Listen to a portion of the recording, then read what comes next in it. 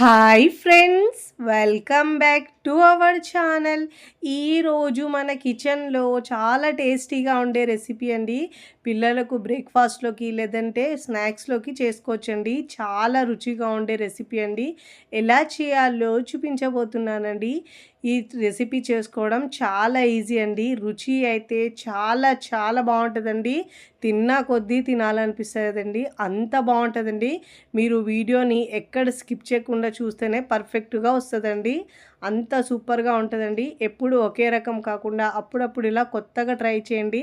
పిల్లలు పెద్దలు కూడా చాలా ఇష్టంగా తింటారండి. మళ్ళీ మళ్ళీ కావాలంటారండి. అంత టేస్టీగా భలే రుచిగా ఉంటుందండి.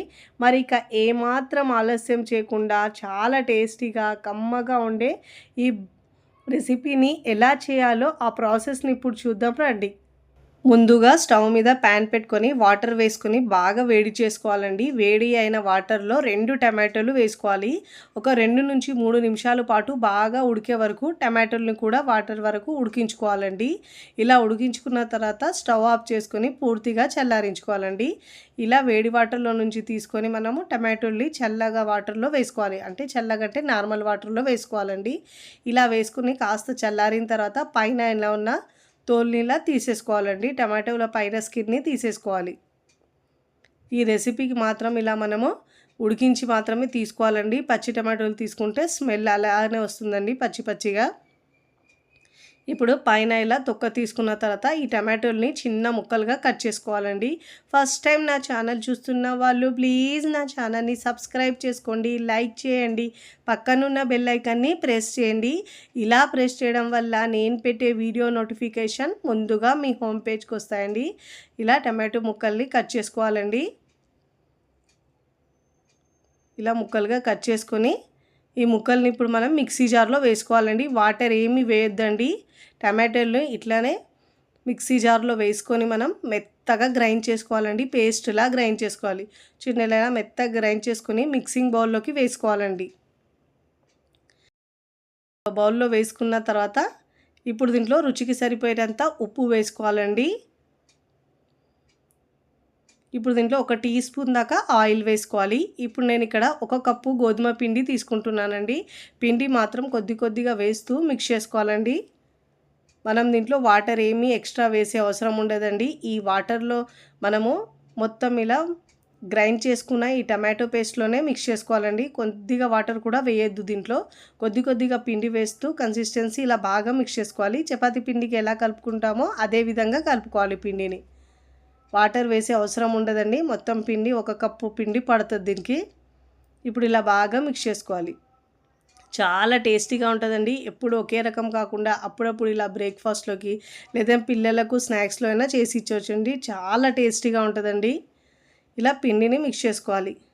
ఇప్పుడు ఇలా బాగా మిక్స్ చేసుకున్న తర్వాత ఇక నేనేం వాటర్ వేయలేదండి దీంట్లో. ఇప్పుడు దీంట్లో ఒక 1/2 టీ స్పూన్ దాకా ఆయిల్ వేసుకొని ఇలా పిండిని బాగా మిక్స్ చేసుకొని ఒక 10 నిమిషాల పాటు పక్కకు పెట్టుకోవాలండి. ఈలోపు పిండి మనకు సాఫ్ట్గా అయిపోతుంది.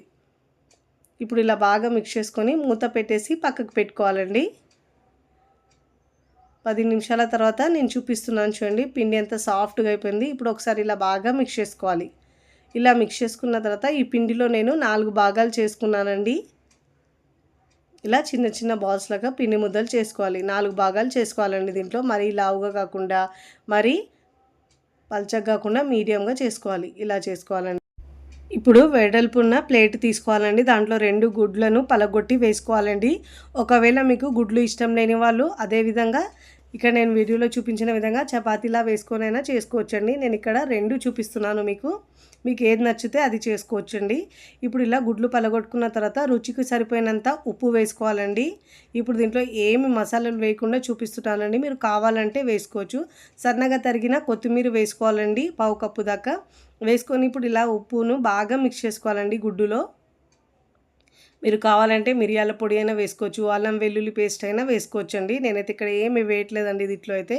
ఇలా కలుపుకొని ప్లేట్ని పక్కకు పెట్టుకోవాలండి. ఇప్పుడు దాంట్లో నుంచి ఒక పిండి ముద్ద తీసుకొని చపాతీలా తాల్చుకోవాలండి. మరీ లావుగా కాకుండా మరీ సన్నగా కాకుండా మీడియంగా మనం చపాతీ ఎలా చేసుకుంటామో అదే విధంగా చేసుకోవాలండి.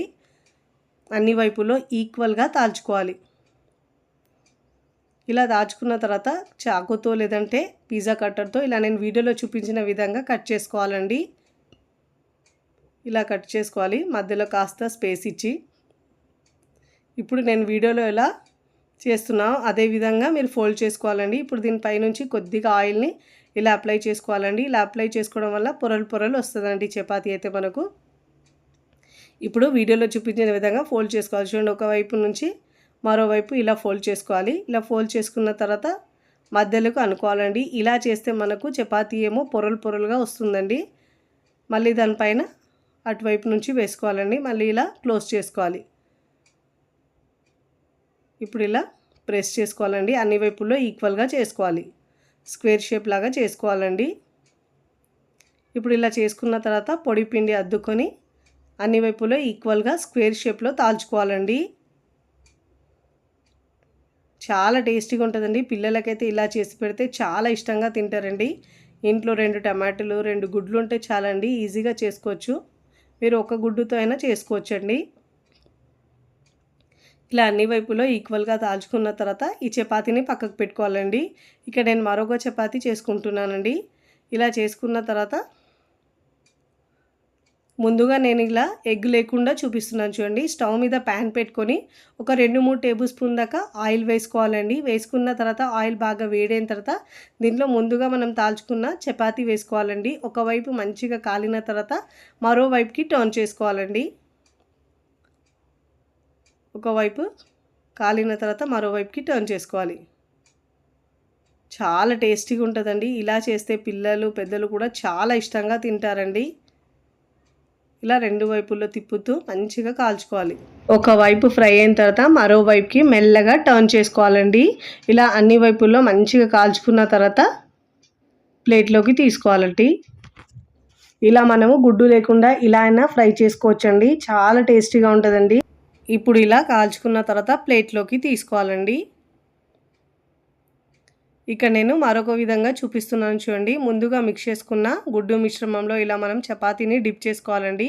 ఇలా డిప్ చేసుకున్న వెంటనే మనము ప్యాన్లో వేసుకోవాలండి. ఈ చపాతీని కూడా ఇలా వేసుకొని మీడియం టు హై ఫ్లేమ్లో మంట నుంచి మంచిగా ఒకవైపు కాలిన తర్వాత మరోవైపుకి టర్న్ చేసుకోవాలండి. పైనుంచి ఇలా కొత్తిమీర వేసుకోవాలి. చాలా బాగా అనిపిస్తుందండి పైనుంచి అయితే. ఇలా వేసుకొని మంచిగా కాలిన తర్వాత మరోవైపుకి టర్న్ చేసుకోవాలి. మంటను మీడియం టు హై ఫ్లేమ్లో అడ్జస్ట్ చేసుకుంటూ కాల్చుకోవాలండి. చాలా టేస్టీగా ఉంటుందండి. పిల్లలకి ఇలా ఎగ్ వేసి చేస్తే చాలా ఇష్టంగా తింటారు. ఇలా 2 వైపులో చక్కగా ఇలా ప్రెస్ చేస్తూ కాల్చుకోవాలండి. చూడండి, బాగా పొంగుతుందండి పూరీలాగా. ఇలా మరోవైపుకి టర్న్ చేసుకోవాలి. ఇదే విధంగా అన్ని వైపుల్లో మంచిగా ఇలా కాల్చుకోవాలండి. ఇలా మంచిగా చపాతీ 2 వైపులో కాల్చుకున్న తర్వాత ఇప్పుడు ఈ చపాతీని మనం ప్లేట్లోకి తీసుకోవాలి. ఇదే విధంగా మిగతా చపాతీలు 1 బై 1 వేసుకొని ఇలా ఫ్రై చేసుకోవాలండి. ఇదే ఆయిల్లో మొత్తం చపాతీలు ఫ్రై చేసుకున్నానండి నేను. ఇలా మంచి గోల్డెన్ కలర్ వచ్చే వరకు ఇలా చపాతీలన్నిటిని కాల్చుకొని సర్వింగ్ ప్లేట్లోకి సర్వ్ చేసుకోవాలండి. ఎప్పుడు ఒకే రకం చపాతీ కాకుండా అప్పుడప్పుడు ఇలా టేస్టీగా ఒకసారి ట్రై చేయండి. చాలా చాలా బాగుంటుందండి. ఇలా చేసిన పిల్లలు పెద్దలు కూడా ఇస్తే చాలా ఇష్టంగా తింటారండి. పిల్లలైతే ప్లేట్ మొత్తం ఖాళీ చేసేస్తారు. ఎగ్ ఉంటుంది కాబట్టి చాలా కమ్మగా ఉంటుంది. మీరు కూడా తప్పకుండా చాలా టేస్టీగా ఉండే ఈ ఎగ్ టమాటో చపాతీని ఒక్కసారి ట్రై చేయండి. ట్రై చేసి ఎలా కుదిరిందో కామెంట్ ద్వారా తెలియచేయండి. ఇక్కడ చూస్తుంటేనే తెలుస్తుంది మీకు ఎంత బాగా వచ్చినాయో. చాలా సాఫ్ట్గా ఇంకా లోపల పొరలు పొరలుగా చాలా బాగా వస్తుందండి. ఎగ్తో చేసిన వాటిని అయితే మనము ఒట్టిగా తినేయచ్చండి. ఎగ్ వేయని వాటిని అయితే కర్రీతో సర్వ్ చేసుకోవచ్చండి. ఎంత పొరలుగా వచ్చిందో. వీడియో నచ్చితే లైక్ చేయండి, ఫ్రెండ్స్ ఫ్యామిలీకి షేర్ చేయండి. మరికొన్ని టేస్టీ సింపుల్ క్విక్ రెసిపీస్ కోసం టీ కిచెన్ని సబ్స్క్రైబ్ చేసుకోండి. కమెంట్ చేయడం అస్సలు మరవకండి. Thanks for watching.